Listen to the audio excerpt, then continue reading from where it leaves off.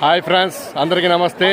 Friends, ఈరోజు మనం విశాఖపట్నం కొత్త వలస దగ్గరలో ఉన్న కొండ డాబాలు పండగకి వచ్చాను. పండగ ఎలా ఉంటుందో మీకు మొత్తం చూపిస్తాను, చూడండి. చాలా చాలా బాగుంటుంది.